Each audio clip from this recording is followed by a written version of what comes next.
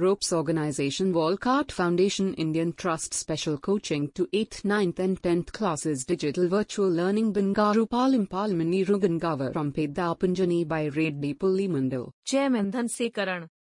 Director Drive Sri Lata. Hi, hello everyone. Welcome to Ropes Organization. This is Sai Rupa. I am teaching English subject. Before the classes, we are explaining about the model question papers of English subject. So 10th class SSC public examinations. So already have completed the question number 20, right? So let's see that question number 21. So your mother is not turning gas cylinder off after cooking. Advise her to turn off the gas cylinder after cooking. So ikkada manaki oka advice ఇవ్వమనేసి మనకి ఇక్కడ ఒక question ఇవ్వడం అనేది జరిగిందండి. So మీరు ఇక్కడ ఎలాంటి advice ఇస్తారంటే, మీ మదర్ ఏం చేస్తుంది, ఫుడ్ అంతా చేసేస్తుంది, తర్వాత గ్యాస్ సిలిండర్ ని ఆపడం అనేది అంటే మర్చిపోతుంది.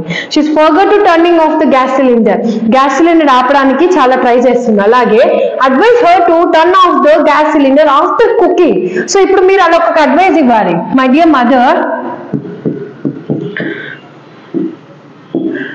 my dear mother,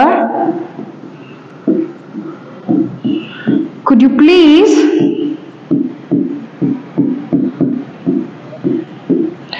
turn off the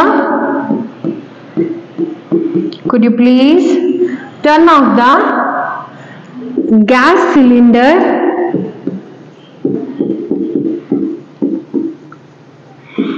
after cooking.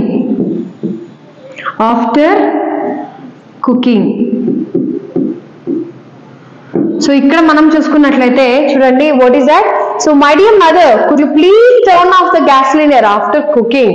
అంటే మీ మదర్ కి మీరు ఒక అడ్వైస్ ఇస్తున్నారు. నువ్వు ఫుడ్ చేసేసిన తర్వాత, ఆ యొక్క కుకింగ్ అయిపోయిన తర్వాత నువ్వు ఏం చేస్తావో గ్యాస్ సిలిండర్ టర్న్ ఆఫ్ చెయ్యి అనేసి అక్కడ వాళ్ళ మీరు మీ సన్ కావచ్చు, ఒక డాటర్ కావచ్చు, ఎవరైనా కావచ్చు, మీ మదర్ కి ఒక అడ్వైస్ అనేది ఈ విధంగా రాస్తారు. My dear mother, could you please turn off the gas cylinder after cooking. So ఇలా నువ్వు చెప్పినప్పుడు your mother will be has she's thank. So next మనం ఈ విధంగా రాసినట్లయితే మనకు 2 మార్క్స్ అనేది అవైలబిలిటీలో ఉందండి. ఆ తర్వాత క్వశ్చన్ నెంబర్ 22. ఇక్కడ క్వశ్చన్ నెంబర్ 22 చూడండి ఒకసారి. Change the following into the polite request.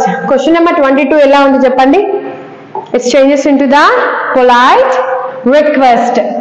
So polite request అంటే చూడండి, so you to your co-passenger in a train don't stand at the door. ఇక్కడ నీతో co-passenger ఉంటాడు కదా, అతనికి నువ్వు చెప్తున్నావు. ఏమని చెప్తున్నాడు అంటే, అతను ఎప్పుడు కూడా don't stand in the road అంటే అట్ ద డోర్. అంటే నువ్వు ఎక్కినప్పుడు, ట్రైన్ కి ఎక్కినప్పుడు అతను డోర్ దగ్గర నిలబడుకున్నప్పుడు నువ్వు అతనికి ఒక ఏం చేస్తా, పొలైట్ గా ఒక రిక్వెస్ట్ చెప్తారు. కుడ్ యూ ప్లీజ్ ఇక్కడ చూడండి, don't stand at the road. You to your co-passenger in a train. నువ్వేం రాస్తావు అంటే, could you please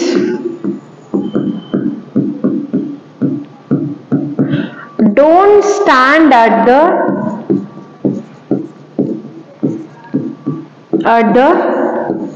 could you please don't stand at the door.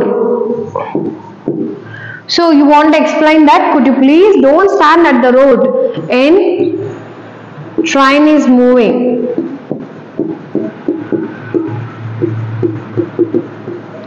Moving very fastly. Train అనేది చాలా speed గా వెళ్తాంది కాబట్టి నువ్వు అక్కడే ఉండాల్సిన అవసరం లేదు అనేసి ఇక్కడ వాళ్ళు చెప్పుకోవడం అనేది జరిగింది. సో ఇలా నువ్వు రాసినట్లయితే నీకు ఇక్కడ 2 మార్క్స్ అవైలబిలిటీలో ఉంది. The question number 22 it will carry how many marks? The 2 marks it will get. So ఇక్కడ మనకి క్వశ్చన్ నెంబర్ 22 వరకు నేను ఎక్స్ప్లెయిన్ చేశాను కదండి. సో నెక్స్ట్ వన్ చూడండి, question number 23. It's very very difficult. కొన్ని సిచ్యువేషన్స్ లో క్వశ్చన్ నెంబర్ 23 మనకు చాలా డిఫికల్ట్ గా కూడా అనిపించండి. చూడండి, what do the following sentence mean? Choose the right answer and write it in your answer book. చూడండి, hey listen, expressing annoyance and attracting attention, expressing surprise and expressing hesitation. చూడండి, expressing annoyance అంటే almost గా ఇప్పుడు annoyance అంటే ఏం చెప్పాలో కూడా తెలియని సిచ్యువేషన్ లో ఉండిపోవడం. అలాగే attracting attention అంటే అందరూ మన పక్కే చూడాలనే ఒక అట్రాక్షన్, అటెన్షన్ పెంచుకోవడం.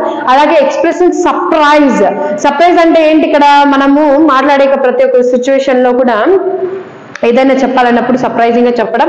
ఎక్స్ప్రెసింగ్ హెసిస్టేషన్ అంటే చాలా విరక్తి చెందిన మాటలతో రావడాన్ని ఏమంటామంటే expressing హెసిస్టేషన్.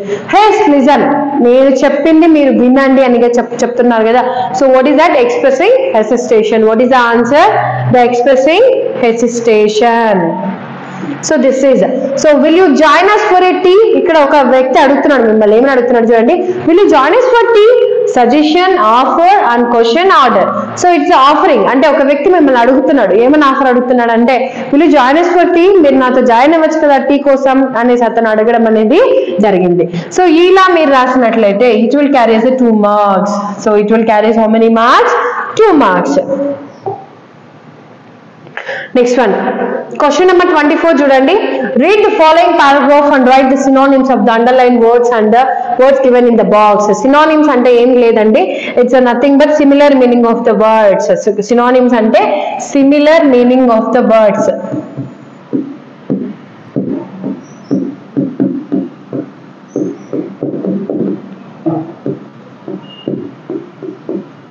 Similar meaning of the words. ఇప్పుడు మనకు వర్డ్స్ లో మీనింగ్ అనేది ఇక్కడ చూద్దామండి. ఇక్కడ పైన ఒక బాక్స్ ఇచ్చారు. So prevent, objected, permit, encourage, forbid, trunk. చూడండి ఇక్కడ ఈ వర్డ్స్ కి మనం ఈ వర్డ్స్ లో మీనింగ్ అనేది వెతకాలండి. చూడండి, ప్రొటెస్టెడ్ అంటే ఆబ్జెక్టెడ్ అంటే ప్రొటెస్టెడ్ అంటే ఏమైనా మీనింగ్ వస్తుంది? ఆబ్జెక్టెడ్ అనేసి మీనింగ్ వస్తుంది. అలో means what is that? Permit. What is the meaning of allow? Permit. So what is that? So dissuade. Dissuade is nothing but is a type of prevent. But I failed to prevent him and I failed to encourage him. Alage it was decided that the father carry my chest. Chest ante trunk. Chest అంటే ఏమి ఇక్కడ? Trunk. So ఇలా మీరు రాసినట్లయితే 4 marks. It will carry the 4 marks. ఇప్పుడు chest అంటే trunk almost మీకు బాగా తెలుసు. As a డిస్యూడ్, డిస్యూడ్ is nothing but prevent. What is the meaning of డిస్యూడ్? Is a prevent, prevention అనేసి చెప్పొచ్చు. అలో అంటే పర్మిట్ అంటే లోపలికి అలో చేయడం కావచ్చు ఏదైనా. ప్రొటెస్టెడ్ అంటే ఆబ్జెక్టెడ్. ప్రొటెస్టెడ్ అంటే ఏం మీనింగ్ ఇక్కడ? Objected. So this is about the synonym. This are we can call as a similar meaning of the words. We can call it is a similar meaning of the words. So ఇప్పుడు మనం ఇవి synonyms గా complete చేసాం కదండి. So next one తీసుకున్నట్లయితే this read the paragraph and match the words under A with the antonyms under B. So ఇక్కడ ఉన్న words కి మనం యాంటోనిమ్స్, యాంటోనిమ్స్ అంటే ఆపోజిట్ వర్డ్స్ అనేది రాయాలండి. చూడండి,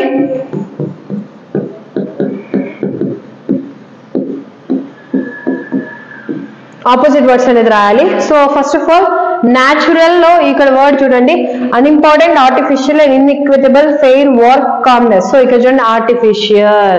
natural means what is that? Artificial.